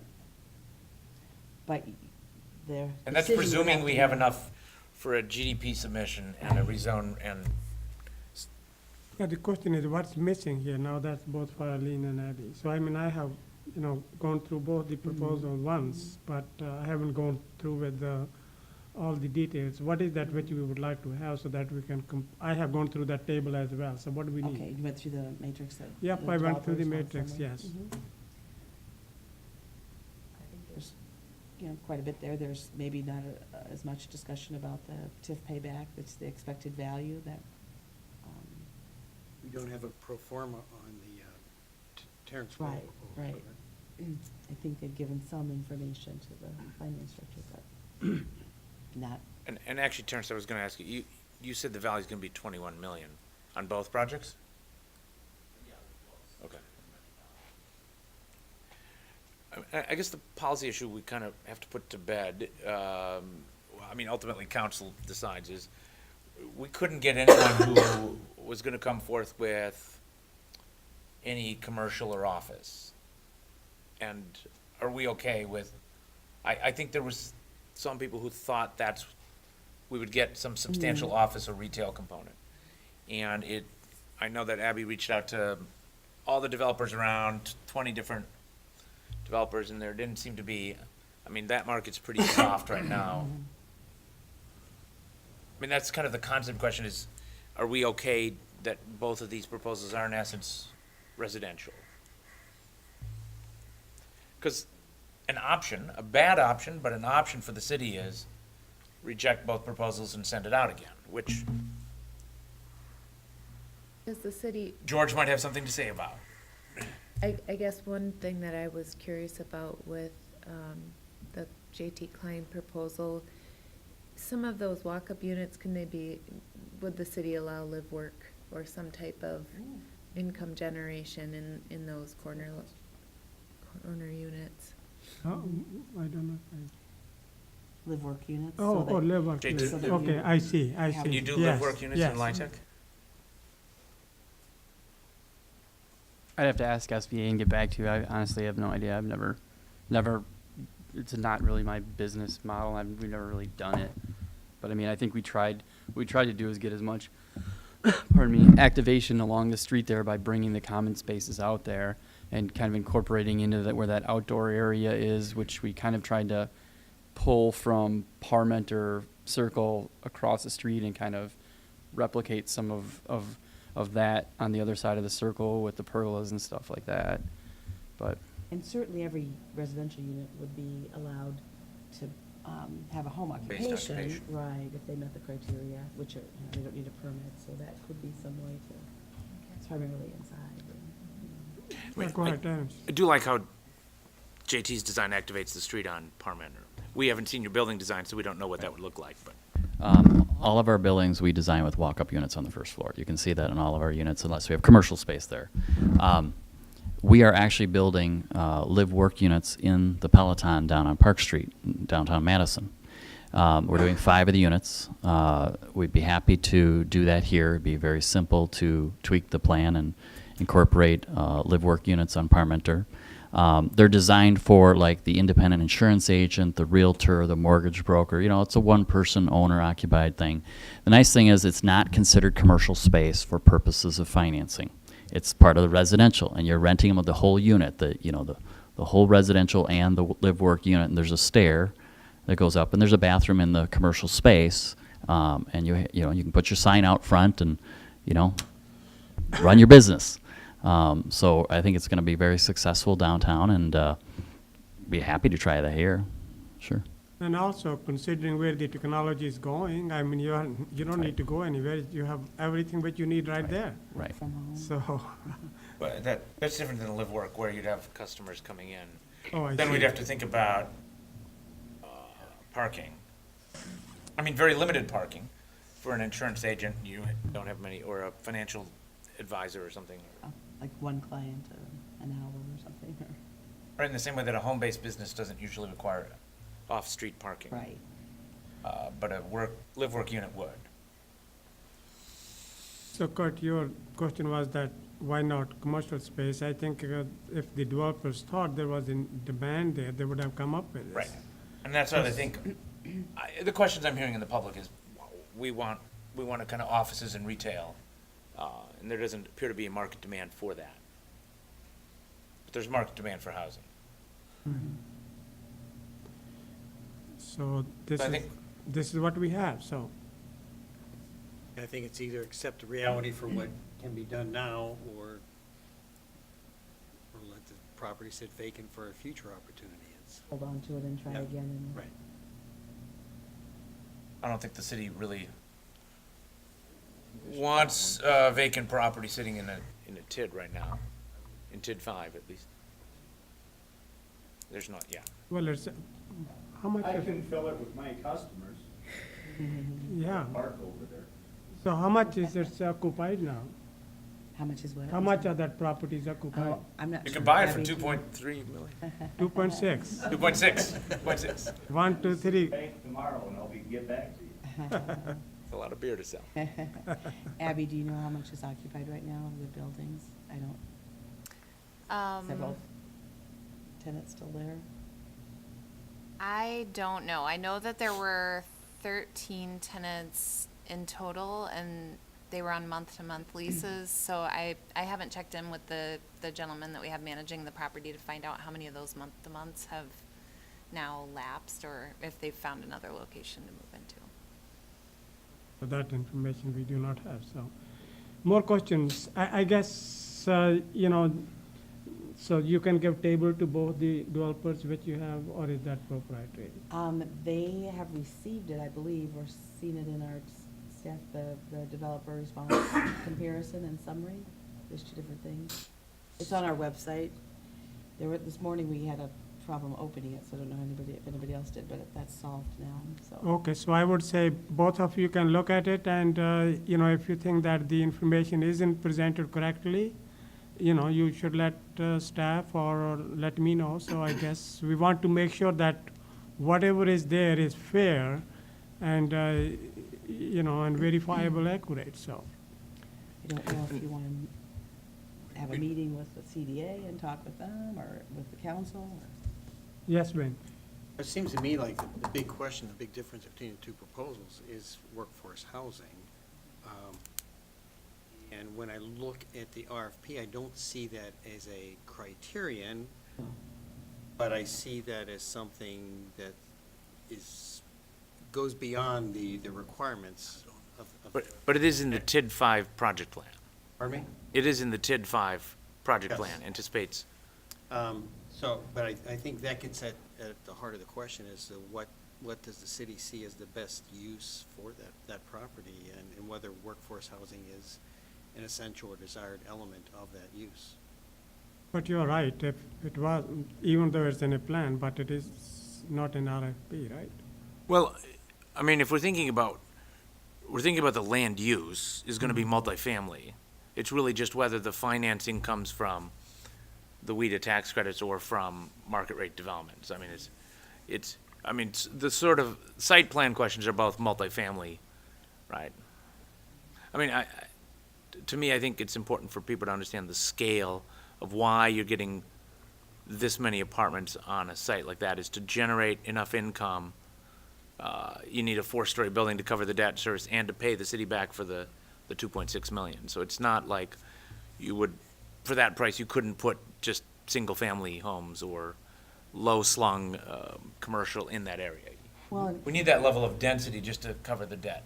and one of our goals is to be more dense and create more opportunities for housing. And so that's, I think, when we look at the FUDA discussion, I was amazed by some of the things that we had done over the last 8 years that I had forgotten were in the plan, some of the things we mentioned, but that's a goal too, is to provide more density. Especially along primary corridors through the Right. city, And next to primary bus amenities. routes. And your bus routes, Close yeah. to jobs. Conservancy. I mean, I don't think anybody would advocate that this should be single-family housing here in Right, this and location. and I like the idea of the townhome component, if that can be provided, but I think, you know, one of the things that I think we don't talk about a lot is that, and we talked about it at the retreat in January, you know, historically, the city of Middleton has been 50% multifamily. we had areas where, years when it went way up. In 1980, I think, after the building in the 70s, we were at 58% multifamily and 42% single-family. We went back to more 50-50 over the years. We're trending a little higher now for multifamily, maybe at 53 or 54, I don't have the exact number. But again, there's cycles that I think some of the developers were talking about, so we're likely, but historically, we have been at 50% multifamily. So it's not out of character with, what we've had in the past. So, Okay, so what is I forgot my the, point. And that I was it's, gonna make, sorry. and the proposal's not 100% workforce, it's mixed income, and it's, I mean, some of the 60% units that are considered workforce, because they're funded by the tax credits, are in essence pretty close to market rate. I think Okay, it's so- wonderful that we got 2 proposals. yep, yep. David? So then, can we ask the staff to get all the needed information as quickly as possible, give both the developers the tables, so they can, whatever is missing, answer those questions? Biggest thing is, one proposal is paying the price which the city paid and ask in the RFP, and the other one doesn't appear to, so that's one big difference, so. But it's unclear if JT's project is asking for 100% of the increment. Oh, yes, I that's think what. Is it it- is. I think we, But he's paying for the stormwater pond, which, I mean, so, you wanna, it's apples and oranges, but I think David was gonna say something, sorry. We're drifting, guys. Motion to refer this back to staff Okay, for further review and to report back to us as soon as the possible. next meeting? Next meeting, yes. Need a second. What additional information are we looking for?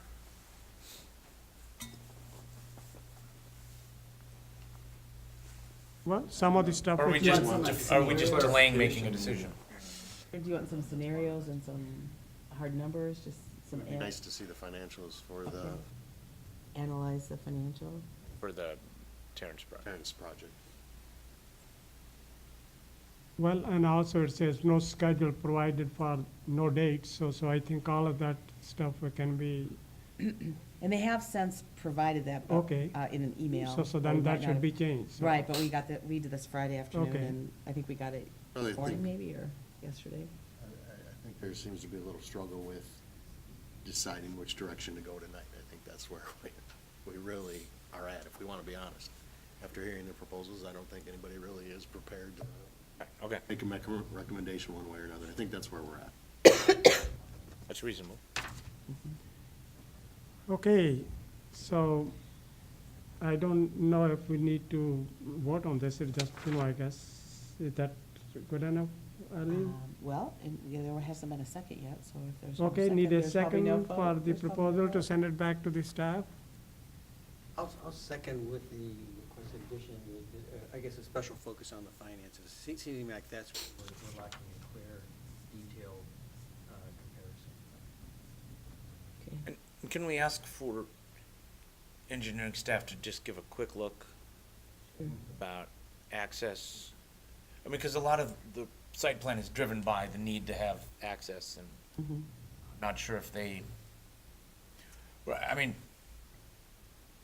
can we eliminate that driveway as JT's doing, or can we actually keep it there like Terrence is doing, or is there a preference with engineering, because that really shaping the site plan?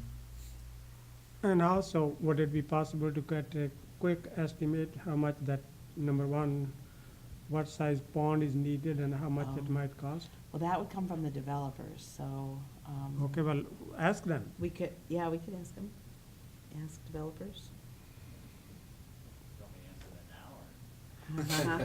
No, just let's get that in writing, so I don't think that, Because that's part of the financial package, so.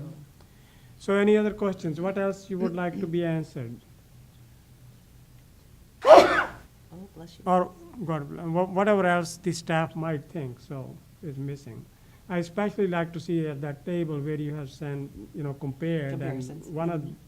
let both of them answer, so. Okay. Okay. All right, so all those in favor of the motion say aye. I, Anyone opposed? Well, so that lukewarm response. Okay, It's so, not worth pushing forward if there's not. well, either of you, if you have any questions for the staff or anything which you want to ask or add at the last minute?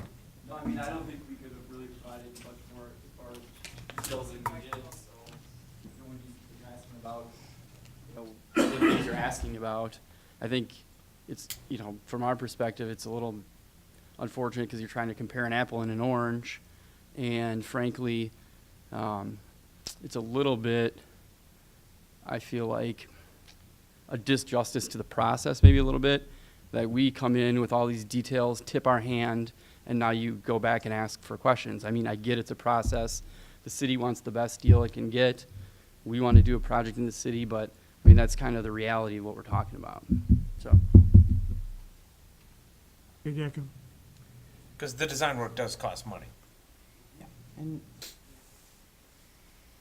So in your case, it's all complete as it is?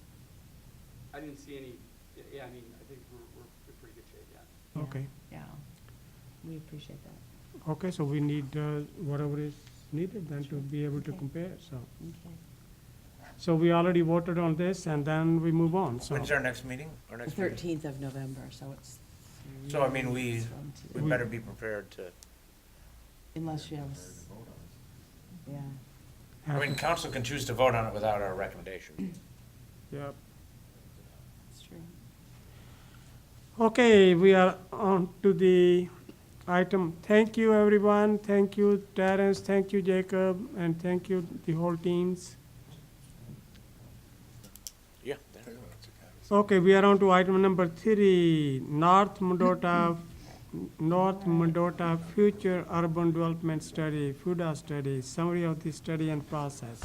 Now we're at the most Eileen. exciting part. Okay, so back in 2010, the city of Middleton, the town of Springfield, town of Westport, and village of Wanakee agreed with Capital Area Regional Planning Commission to be really one of the first, if not the first, multi-jurisdictional FUDAs. It's FUDA, Future Urban Development Area Planning, and it was quite a process. We started at the end of 2010 and did not, we can go to the next one, sorry, did not complete it until early 2013. So it's a process to work with adjacent communities to identify where and how each could or should grow, and where each wants to preserve ecosystems or working lands, like farmlands or forest lands. I didn't put forest because we didn't really have those. The purpose, to protect vital natural resources, promote efficient development, and preserve farmland through cooperative planning for long-term growth. And like I said, in 2010, we agreed that we would work with staff of the Regional Area Plan Commission. They had Capital Area Regional Plan Commission, they had a grant to provide staff that could help us with that. You can go on to the next one. The study area encompassed the communities I mentioned, and then also growth area, obviously, because we overlap. That in the purple area is the study area. And that was important because the environmental conditions report, which I've given you a summary of, and that actually wasn't in the link that I included in the staff comments, but it is on CARPC's website, and it is full of really good information. It's like environmental 150 information. pages of really Yes. technical, It's very great technical, stuff, great stuff. but it's very. And it's a huge area.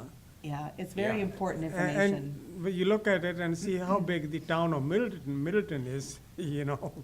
compared to Yeah. city of Middleton, so. So each community had 2 representatives that were on a steering committee that met pretty regularly. Abby and I staffed it from Middleton. Wanakee had staff, Westport had staff, and Springfield had staff and consultants. And there were 3 major activities that took place within the FUDA process. The environmental conditions report, and that was typical, and that was done by a staff member at CARPC. And again, incredible level of detail with maps on all kinds of environmental and natural resource areas. And you can find that link on, and again, I've given you a summary of the type of information that's in the environmental conditions report. Scenario evaluation, there were 3 scenarios that were developed by the steering committee and then were polled out in the community at various places. People could vote on them. I think we had, I don't know, at least 6 or 8 different locations and meeting dates where people could come in, including the library and some of the schools. There were 3 projected scenarios that could accommodate the 2035 projected population, which was part of the FUTA process. How much land might we need to accommodate the projection over a 20-year, 25-year period? Dispersed character scenario, public outreach scenario, which was most similar to existing plans, and then the compact character scenario. The steering committee worked with the results of the polling and the public input, and again, we had several meetings to, once something was selected, and recommended kind of a hybrid between the public outreach and the compact scenario. I put a copy, because the map on here is so hard to read, at your desk of the North Mendota FUTA recommendations showing areas of future housing and areas of redevelopment. So, and each, and then the future urban development area study, which again, the link was to that. The link also included the public health component, which was a huge component of the FUTA study. How were those factors incorporated or integrated into planning? How did that affect each community? And so the public participation, 5 phases. There was the information gathering, preparation, and then the publicity. They had prepared posters and brochures, and those were distributed. Introduction to FUTA, community goal affirmation, and visual preference survey. That's part of what the public outreach was. People had the opportunity to do visual preference surveys. And then the existing conditions and the conceptual scenario mapping, and then the polling. And then the final one was individual communities either adopting or accepting the FUTA, which the city of Middleton did accept it. And then, if you don't mind going to the next one, Abby, this just shows the various levels of public output and where, input, where we went. Schools, websites, libraries, pretty involved. And again, we assisted with a lot of that, the staff did, but the CARPC staff did a lot. They really worked hard. We can go to the next one too. This is just, and then that's the recommended scenario, but we can go to the next one after this because you have a copy of that. And then I wanted to just highlight some of the recommendations. There's a lot more in here about environmental, but I was just looking at land use things. Those 4 communities advised to establish additional redevelopment and infill areas respectively. They really focused on that infill and redevelopment. Middleton advised to evaluate and plan or update an existing plan for redevelopment and infill sites identified in the land demand and supply section of the environmental conditions report. I advised to identify additional new redevelopment infill areas. I think one of the things they wanted to emphasize with the FUTA process, it's not a comp plan. It's, it's not to take the place of it. It's a supplemental look at the region-wide. Kurt mentioned earlier we're part of a region. This was looking at an area much larger than just the city and our growth areas. Continue to help assemble redevelopable lands and distribute requests for proposals to developers. I thought that was pertinent given what we were talking about tonight. Middleton advised to continue to use incentives and other programs to facilitate a higher redevelopment, infill, implementation probability for adopted and recommended sites. Continue to allow well-designed intensification in appropriate existing urban residential areas, including all these things, and complex conversion and multifamily. We can go to the next one, just the last one of the recommendations. Design guidelines. One of the things they wanted to ensure with FUTA was that communities took a look at, again, the infill and redevelopment and intensification and densification so that they would minimize, going into the areas of environmentally sensitive land or working lands. And also, they wanted the cities and the communities to look at their ordinances for things like parking, and were we requiring too much? in areas that might gobble up more land. So I just wanted to highlight it. Apparently at the last meeting, you'd asked for kind of a highlight of the FUTA process.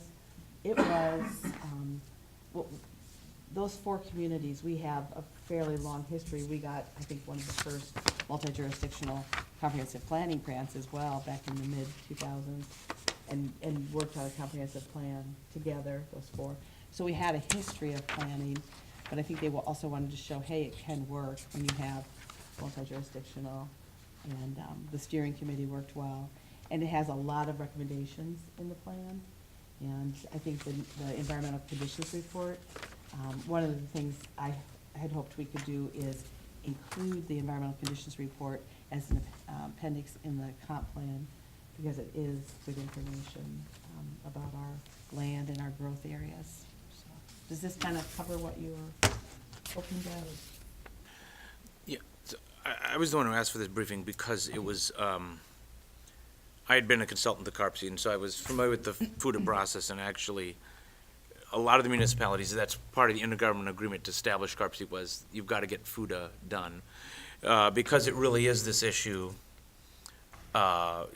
suppose you're the town of Springfield. I didn't realize how much high-quality water resources they have in addition to the prime farmland, right? So if I'm the town of Springfield, I see Middleton growing north and Wanakee growing south and west, and I'm worried my land will be gobbled up. So the point of FUTA is to, in essence, say to Wanakee and Middleton, as part of the urban service area planning, if you don't accommodate your growth projections internally in your existing boundaries, then you gobble up all this really high-quality farmland, so. And That's a good point. I guess the way I'd like to see it incorporated in the comprehensive plan, well, first of all, Middleton residents, over 67% voted for the compact scenario. Yes. Right. So the joint recommendation is a hybrid, which allows Wanakee to have some lower density on the south and west there, right? But I'd really like to, well, so this goes back to my question about chapter 2 of the plan, where we didn't see the growth forecast. Sure. Right, so the point of a plan is to accommodate your projected population and employment growth in a more compact and environmentally sustainably way. It's not to say we don't want the growth. We have to, I'd like to see the numbers to show kind of that land demand forecast. Okay. Built within, like, what is the forecast we're using for our comprehensive plan? And we And at do what, have that, I didn't. and at what densities, and therefore, how much of that is accommodated through Bishop's Bay and new development and greenfield development, and how much needs to be accommodated by infill and redevelopment, right? And so that That's kind of good. helps to put it in, I guess I was looking for that, those Okay, numbers. I'm sorry, we'll No, we'll that's- work on that. And we can use the growth projections that were incorporated into FUTA, the. Right, I mean, so that's one of the things I wanted to see, is FUTA is, sorry, getting in the weeds here, but FUTA was never just municipalities decide amongst themselves what Right. future growth they want. They worked with CARPC staff so that it fit with the overall regional Right. land demand forecast. Because the whole point of CARPC is, if you can accommodate your forecast Yep. within the urban service area, you don't need to expand out and gobble up farmland. And But that requires municipalities within Right. to take their forecasted growth at densities that are appropriate. And I think that one of the reasons they wanted to start with this is because of our previous relationships before us. Plus, we already had intergovernmental agreements. You know, we already had the town of Springfield intergovernmental map that set aside, you know, the bulk of their area as farmland, and we weren't gonna grow into that, so it was a little easier. But we can take those forecasted ones and actually do some, actually provide the numbers. I didn't realize. I thought you were looking for just an overview of what I should have watched the YouTube video, sorry. No, I'm just kidding. it's, I'm kidding. no, it would be helpful in chapter 2 just to know, you know, and to help communicate with our public is, are we thinking that in the next 25 years, we need to accommodate 2,000 new housing units or 6,000? That makes a difference It for does. a lot of the planning. And one of the numbers I remember, without going back and looking, is that we were assuming, and CARPC staff was assuming as they prepared a lot of the forecasting and was that for single-family homes, the community of Bishop's Bay we made the assumption that 70% of the single-family homes would be accommodated in that development over Right. the 25-year period, likely. so, but that still leaves 30%, and that's not just, I mean, that was just, you know, think, but. I don't anyway, think a we lot are of that's going multifamily. beyond Bishop Bay anytime soon, isn't it? So, I mean, that Springfield is in the plan there, but that's, this is up to 2040, or this is, Almost 2038, but we do 2038. have the agreement with Springfield that has dates, it has. Yeah. Right now, we're till 2029 for the first growth area, and then when that's substantially complete beyond that. But it only goes, it's a very finite area, goes up to Dorn Creek. And that is shown in our comprehensive plan. Because we have, so we actually could be going there in part of that, because you have some people talking to you, right? that could happen, there's, you know, service limitations right now, there's service Yes. improvements that are needed, and that's part of what CARPSI's looking at too, Yep, is, yep. and that's part of the environmental resource, you know, what needs to be protected, and what are the impacts with extension of sewer and water, primarily sewer in the case of CARPSI, but. The other area of residential that this map shows would be along Bellefontaine, right? Yes. Yes. And of course,